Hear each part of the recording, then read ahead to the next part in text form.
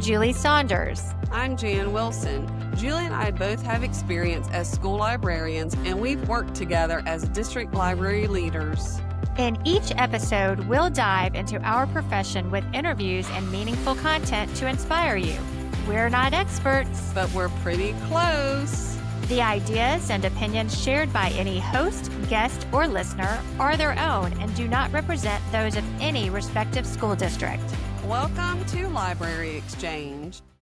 This episode is sponsored by Mackin. For over 40 years, Mackin has provided pre-K through 12th grade libraries and classrooms with access to over 4 million printed and digital, fiction, and nonfiction titles.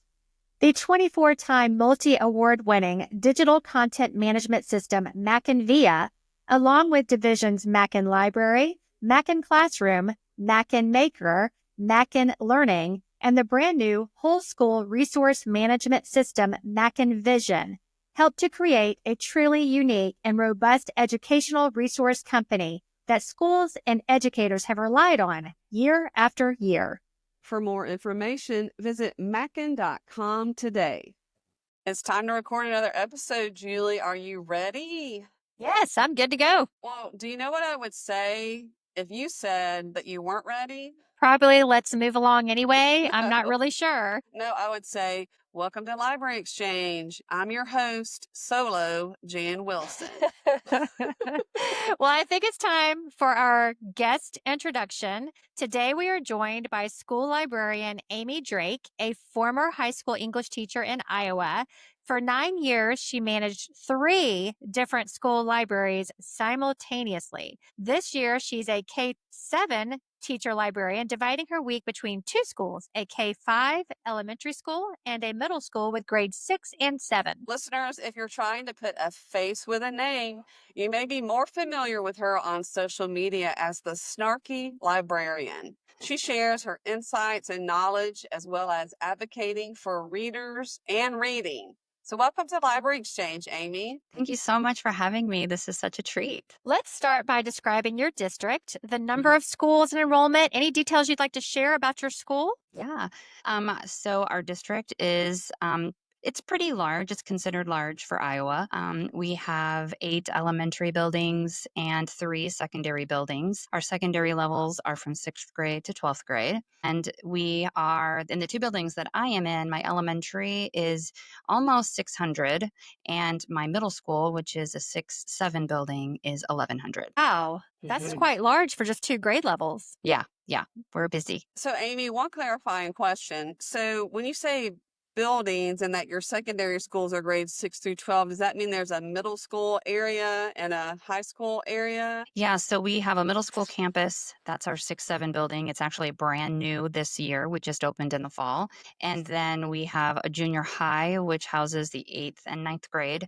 And they are also on the same campus as the 10-12, 2 different buildings, same campus. And we just did a realignment of grade levels this year. And so that was a shift. That was a little bit of a change. So our high school is now 10-12, which is new. And then junior high is 8-9, and middle school is now 6-7. So that's all new this year. That'll Great. be interesting to see how that works Mhm. because I've always thought about certain grades being together. That's a topic for another episode.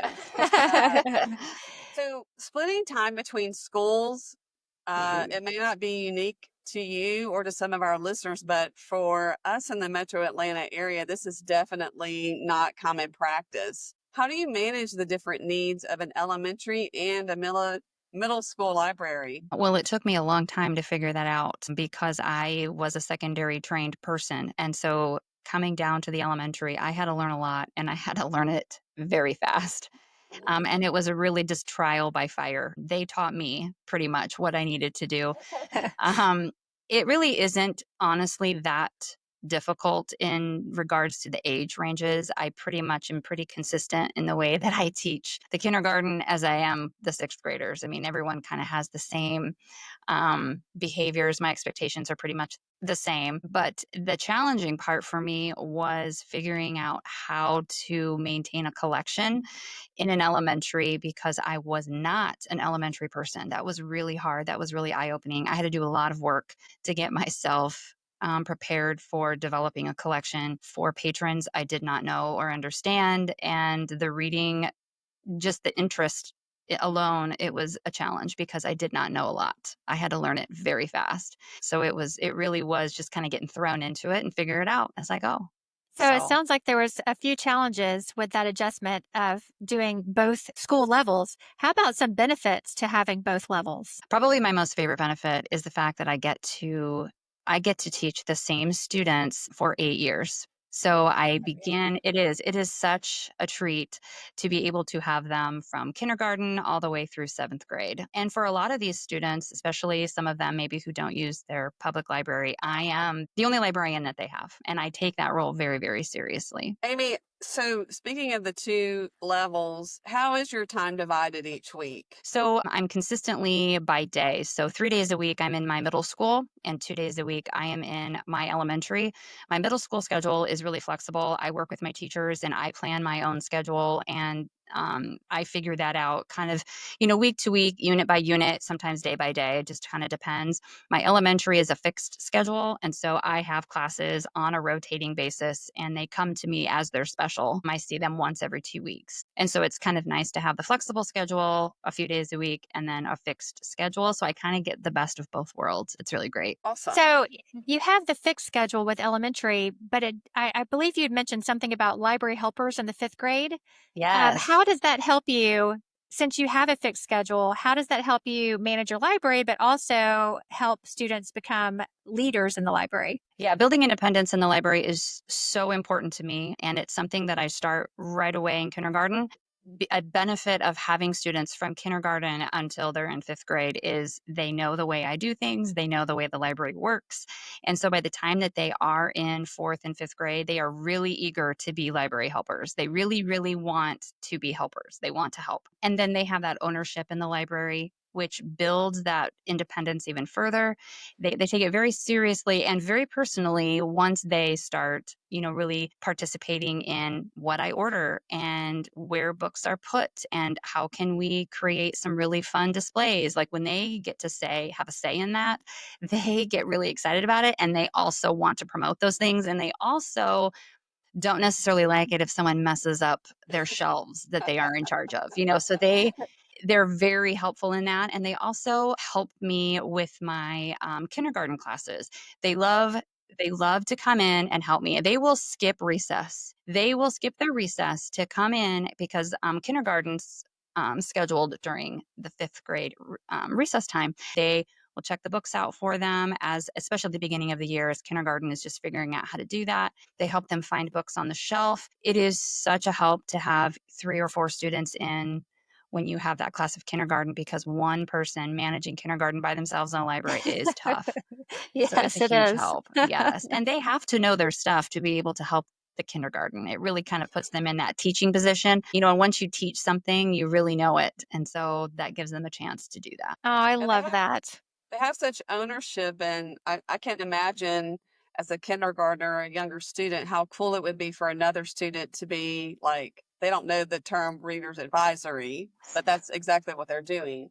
How Yes. has the Leader in Me framework influenced your approach to teaching and managing the library and the student? Yeah, so we have a lot of leadership opportunities for students, and so to just give them another opportunity for them to shine and to let their skills show is really beneficial. But it's also nice for those students who need a safe place, maybe to kind of flex that independent muscle and leadership muscle without fear of failure. And the library is kind of a good place to do that. I take it really slow, especially for those kids who maybe aren't as confident about putting books away. I don't really want to do that yet. I kind of take it as they're ready for it.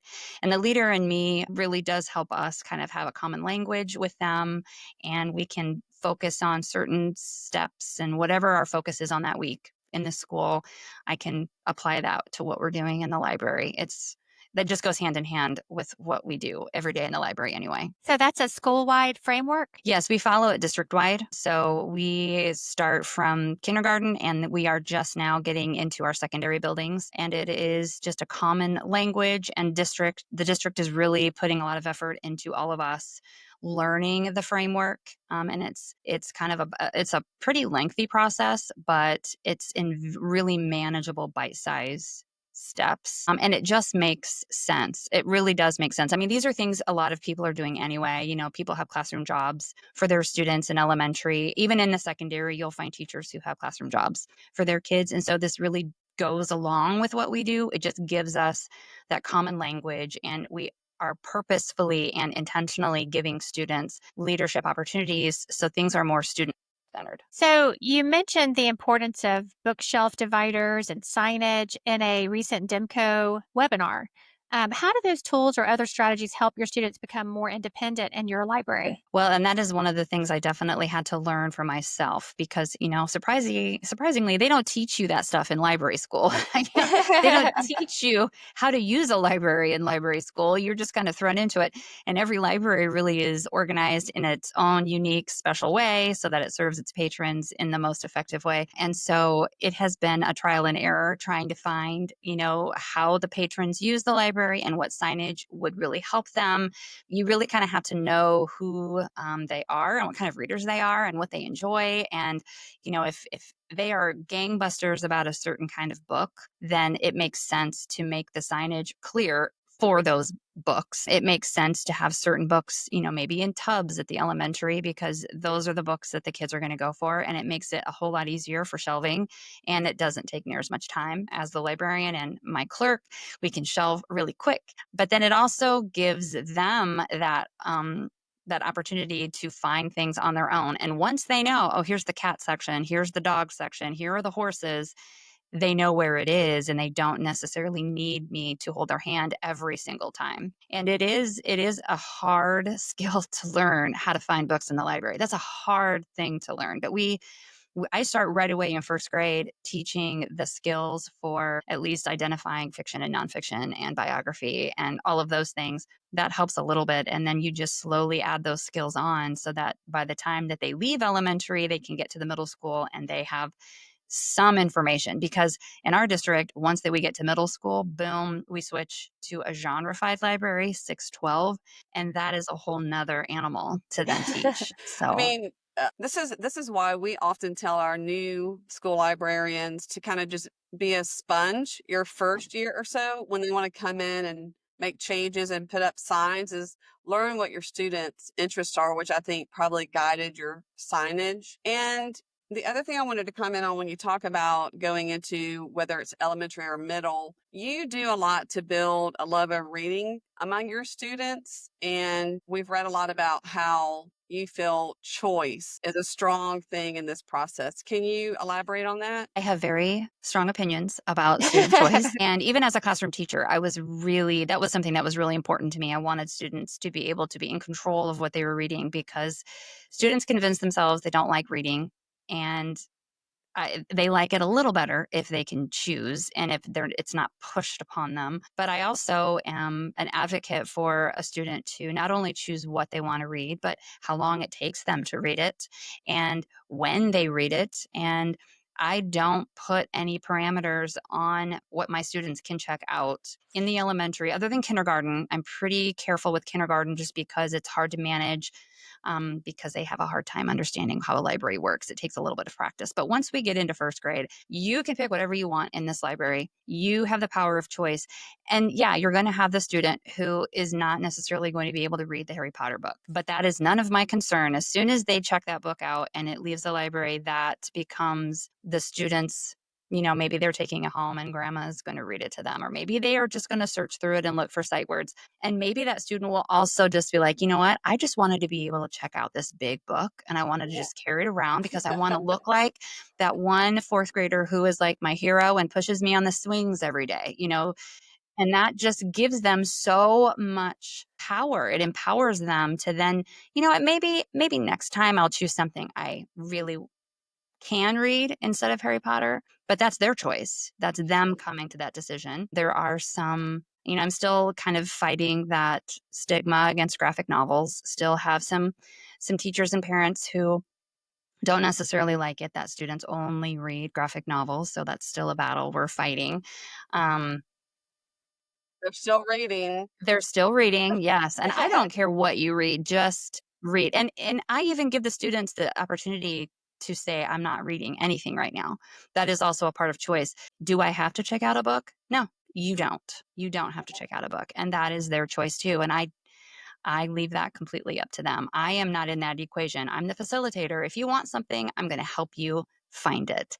If you have an interest, I'm going to help you find something that goes along with those interests. If you want nothing, that is fine with me. There's no judgment. I think that's really important too. I love those strategies for helping reluctant readers, just allowing them choice. It's very simple choice, variety, and access. That's what the library is about. As Snarky Librarian, you have Yes. quite a few TikTok followers. What do you Just not think? more than quite a few. Yeah, quite a Yes. few. Couple.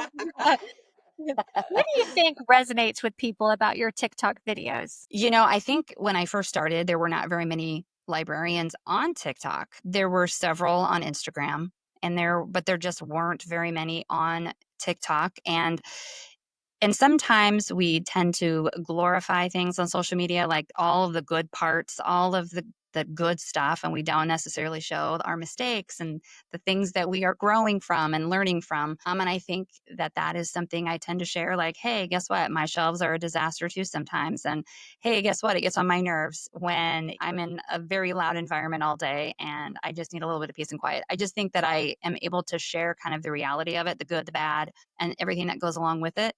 But I also think that there are some skills that we did not learn in a library school.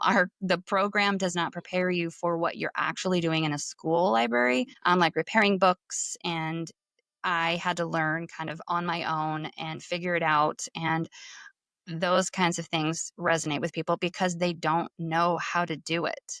And if you are the only librarian in your district, you don't even have a team to show you.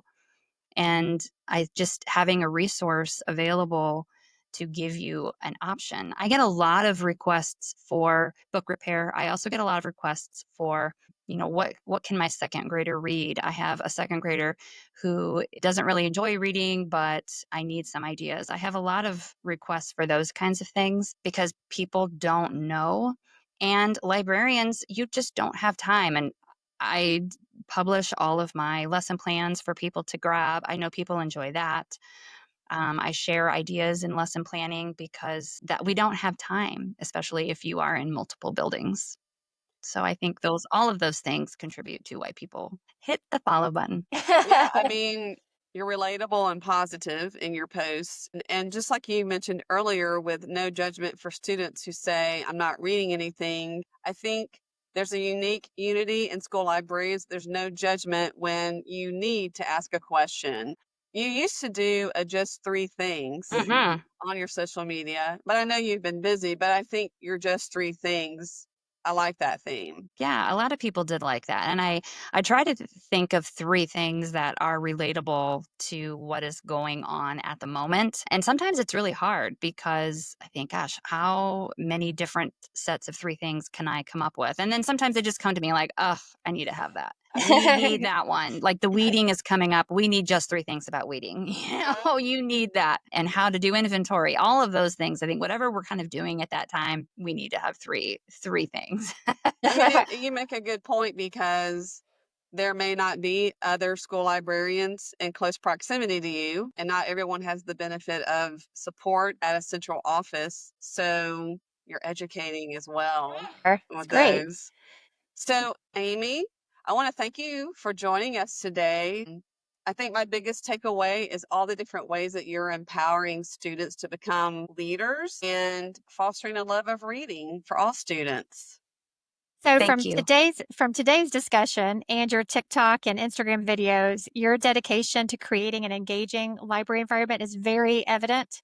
And we look forward to seeing more of your amazing work and the positive impact you continue to have on your students. Please share any last remarks and remind us one more time where our listeners can follow you. Thank you so much. It is just as amazing to think that you guys actually want to know what I think about things. And that's just mind blowing. So I appreciate the opportunity to get my voice heard and to advocate for libraries and for librarians. And for those who want to find me, I am the Snarky Librarian on TikTok and on Instagram. I'm also on Opal and Blue Sky. And I do have a Facebook page, but I don't really do a lot with that Facebook page. So yeah, feel free to reach out to me. Also, you can email me at the snarkylibrarian1@gmail.com. Thank you, Amy.